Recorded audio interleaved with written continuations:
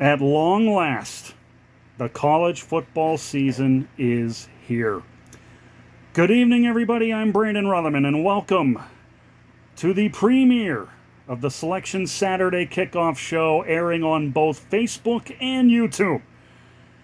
And we're doing it on a Friday, which basically, in layman's terms, is like calling an audible and running your hurry-up offense just to get your picks in, which is basically all being done in one day.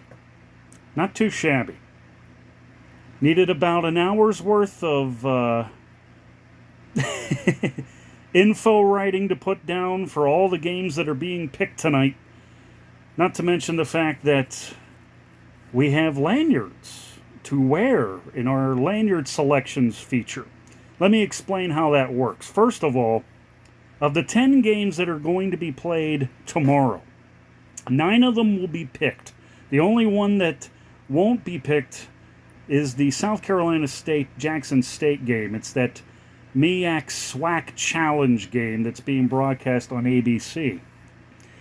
And if I had lanyards and pocket helmets for those schools, we would have picked a winner for that one. So 9 out of 10 ain't bad, and that's the hand we're playing with. Now, of those 9 games, 4 of them will be broadcast nationally. And it's those games that we'll get into last.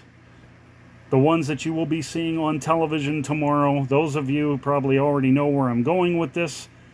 But those that don't, stand by. We'll get to those games shortly. And before we go any further, I'm going to give you a program reminder right off the top for next week. We're going to be on with you 5 days in a row, beginning on Thursday. And while I don't know all of the games right off the top of my head, I think it's Thursday. Yeah, it would have to be Thursday. Thursday, there's a couple of big ones. Nebraska.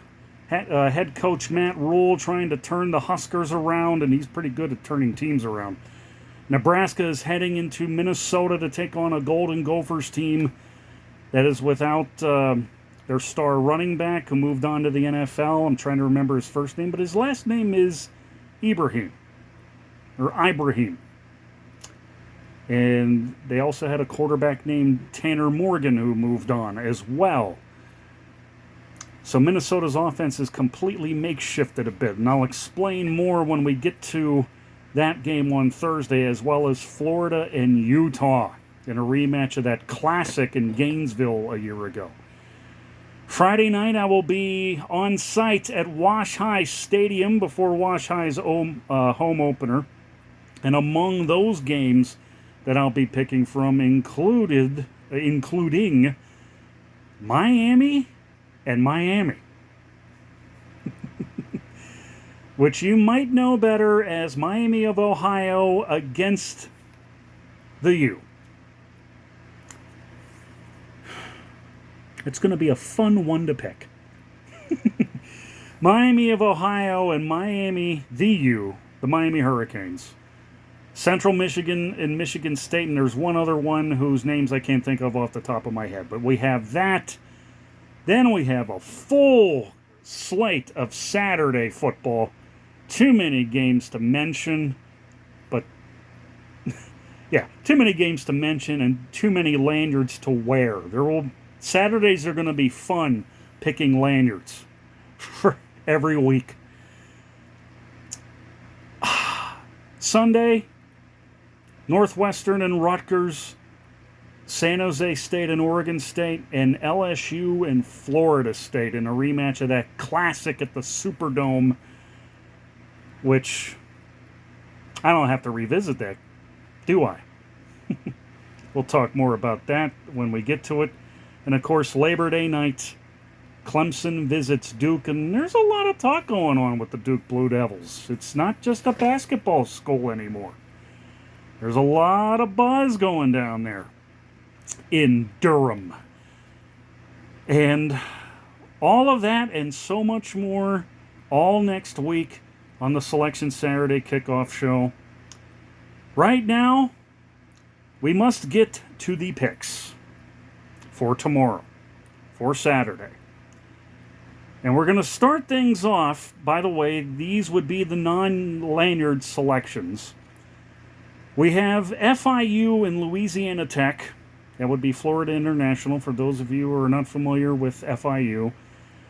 I had initially thought of taking FIU, and then I looked at the scouting report.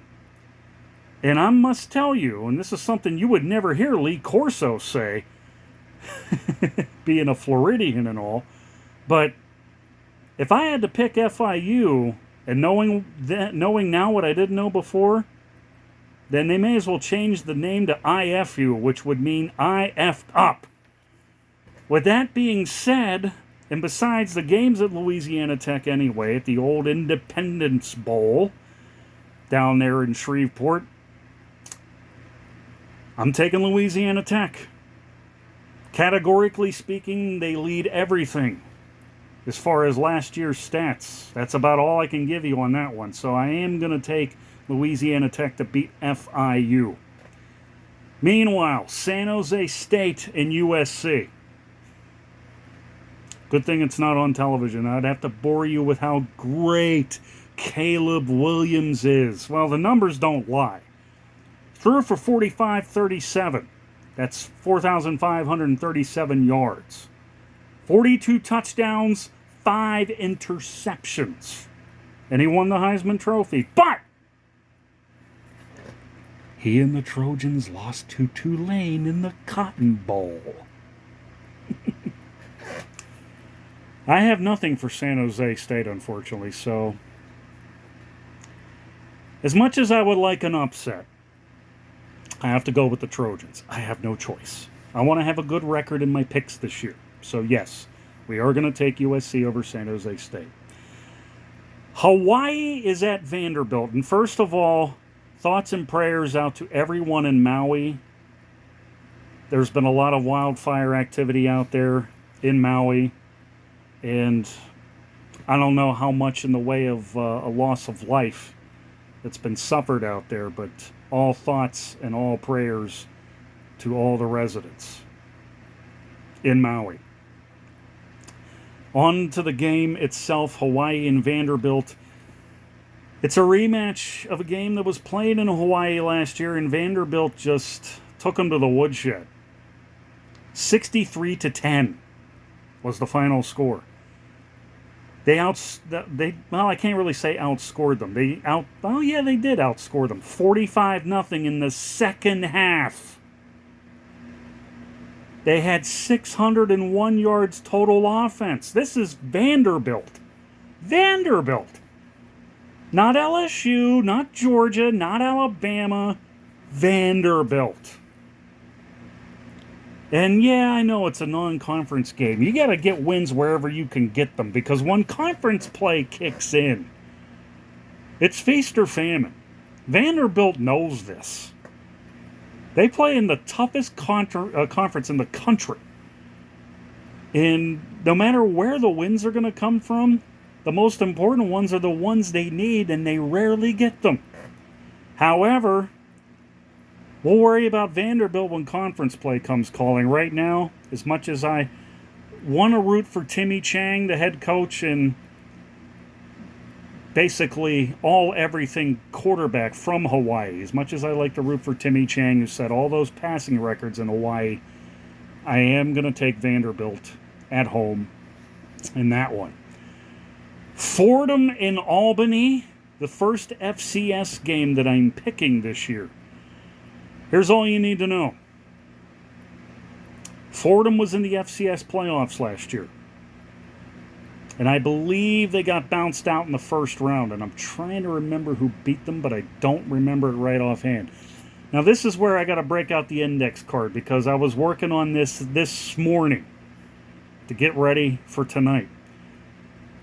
There's a receiver that Fordham has that could be a dark horse for somebody if he were to end up in the NFL. He's a wide receiver. His name is MJ Wright.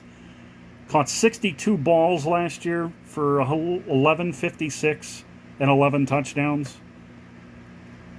That's probably Fordham's best offensive weapon that they have. Albany, meanwhile, I've done picks involving Albany, and there's nothing to write home about. And then I came across the name Reese Poffenbarger.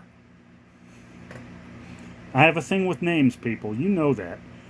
Reese Poffenbarger, who threw for almost 3,000 yards, 29.99 to be exact, 24 touchdowns and 4 interceptions. That's not bad. And it really isn't. It's not bad.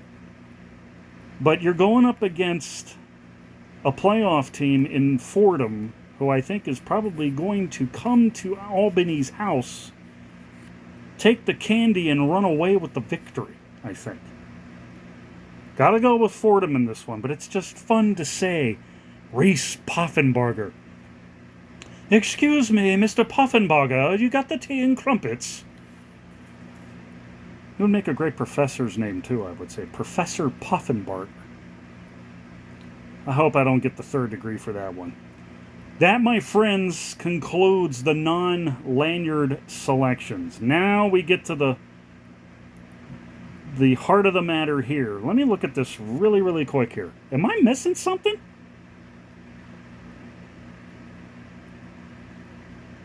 Oh.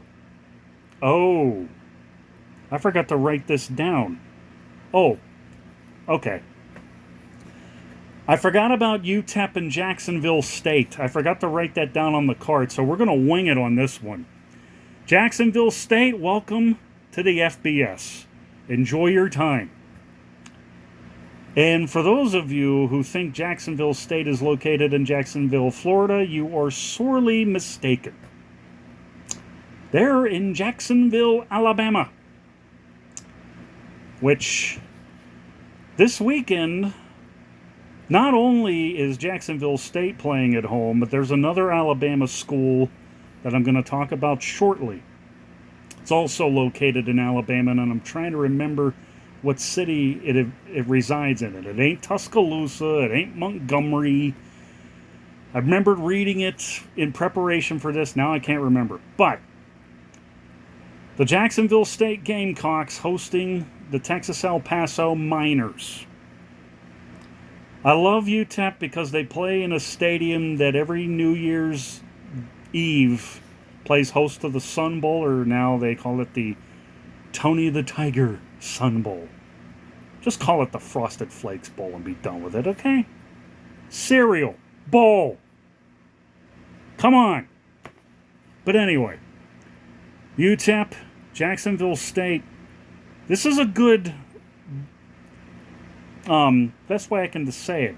This is a good time to see how many times this year Jacksonville State raises the bar. If you don't remember Jacksonville State, they went into Tallahassee and beat the Florida State Seminoles on a last-second touchdown. And that was basically a great morale boost for the program. And now here's Jacksonville State, the Gamecocks, who, by the way, will be playing South Carolina in a good old-fashioned cockfight. More on that in November when the game actually takes place. I got the Katy Perry card in my hand. Cannot wait to play it when we get to November. For now, though, I'm taking Jacksonville State to beat UTEP. It's a nice opponent to start the season with, but UTEP, I think, they need to get back to playing some respectable football to the point where they need to be in the conversation for bowl season. And now, finally, we get to the lanyard picks. First off, now I get to have the fun presenting the Minutemen of UMass. Woohoo! There we go. And the Aggies of New Mexico State. UMass statistically completely just stinks to high hell. 131st in points last year, 129th in total offense. That's not going to cut it. New Mexico State, meanwhile, Let's put it in the most simplest way possible. I only watched one game of theirs, and that was the bowl win against Bowling Green behind the quarterbacking of Diego Pavia, who only threw for 13 touchdowns and 6 interceptions. You know, the numbers aren't all that impressive, but the guy took the team on his back and beat Bowling Green. So you got to give him props for that. Plus, I believe that was New Mexico State's first bowl win in school history. So now that the bar's raised, they can build on that. So before I even make the pick, I want to show you UMass for a moment. This is a lanyard that I got. Wasn't supposed to wear this, but I'm not going to. It's a very nice lanyard.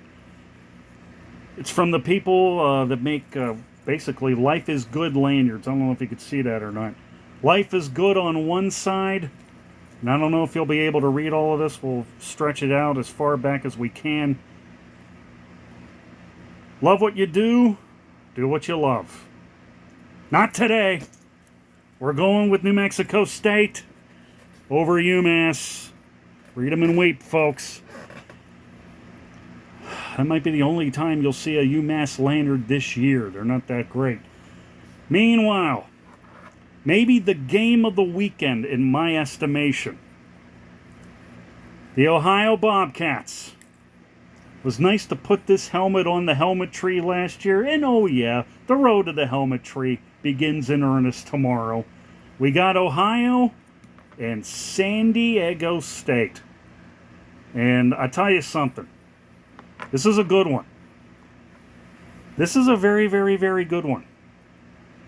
Rankings don't mean anything. But I tell you this. They both came off of winning seasons. Both went to bowl games. Ohio won theirs. San Diego State's did not. But this is a tricky game to pick. It was a lot more trickier when I looked at the scouting report and I saw Curtis Rourke, the quarterback for the Ohio Bobcats, threw for almost 3,300 yards, 3,256 to be exact, 25 touchdowns and 4 picks. That alone gives me reason to believe that Ohio might steal one on the road. And then I'm reminded of the fact that San Diego State has had some off-season distractions, namely being part of that whole realignment rumor conversation. First, you're going to join the Pac-4 as it is right now, the Pac-4. Then you backed out of it. Now the name is surfacing again, but I don't think they're concerned about realignment anymore. They're concerned about playing football. With that being said, San Diego State at home at Snapdragon Stadium in San Diego. So there is your second lanyard pick. Now comes the fun part. Because for the first time ever, I get to pick an FCS game. ESPN is covering this, and I may never understand why, but we have, let's see if we can do this right, the Northern Arizona Lumberjacks against the Mercer Bears. When I first learned that ESPN was covering this game, I'm thinking, what is going on here? And I completely read it wrong because I thought the game was being played in Northern Arizona. Or maybe perhaps to a larger scale, not that it would have meant anything. They would never play in the hell is the name of that stadium? University of Phoenix Stadium? State Farm Stadium. There we go. State Farm Stadium. But you know that wasn't going to happen. So, and then it wasn't until just recently where I discovered that the game is actually being played in Alabama. And if I'm not mistaken, I think it's in Mobile. I think it's in Mobile, Alabama. Should be. I could be wrong. I don't have the sheet in front of me. I don't have the phone in front of me. But I do have lanyards. First off, before I even make the pick, there's a receiver named Ty James. 52 catches for Mercer, 13 touchdowns, over 1,100 receiving yards. He's a good one. Northern Arizona, meanwhile, I have nothing to give you from the Lumberjacks, except for two things. They had 2 losses last year, and Mercer had 7 wins. So that was the first, red flag on the Lumberjacks. Number 2, the only name I recognize from Northern Arizona doesn't even play for the Lumberjacks. He was a character on the Key and Peele East-West Bowl sketch named Shakira Kwan TGIF Carter. So, with that being said, yes, we have one. We're taking Mercer.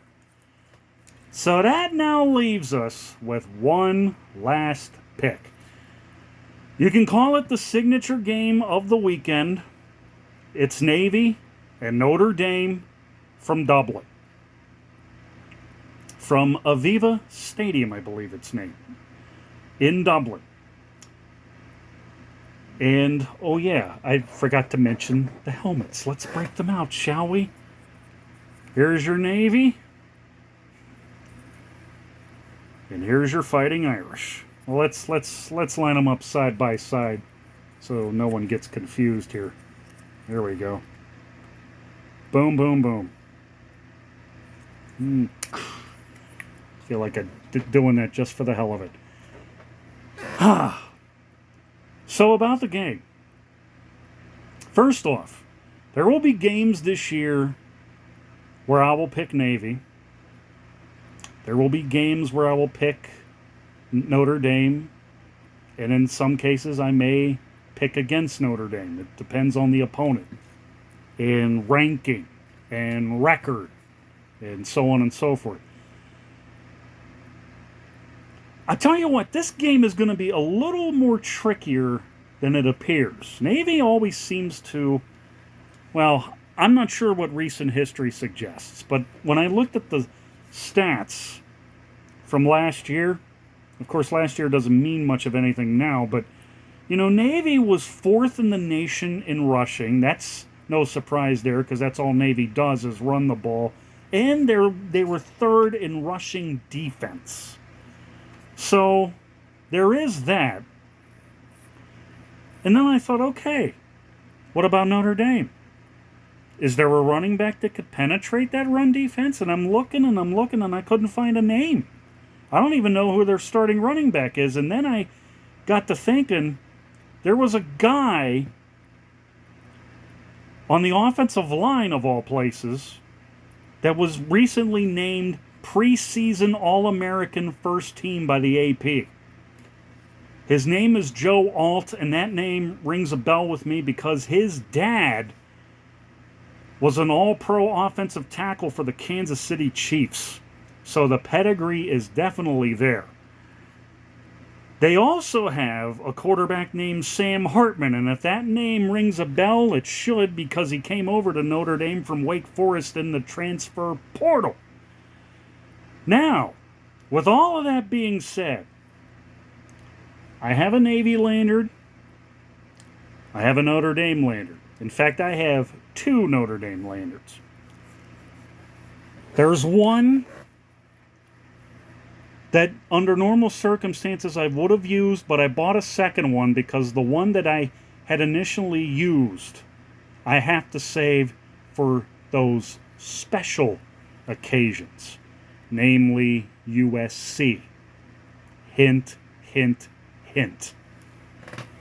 So, with that being said, starting to sound like Pat McAfee, we're going with the one that we recently bought, and we're going to put it on. We're taking Notre Dame.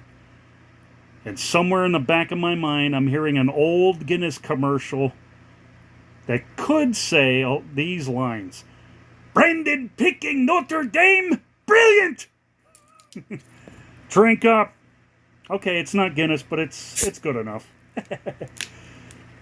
Give me a moment here while I take the swig.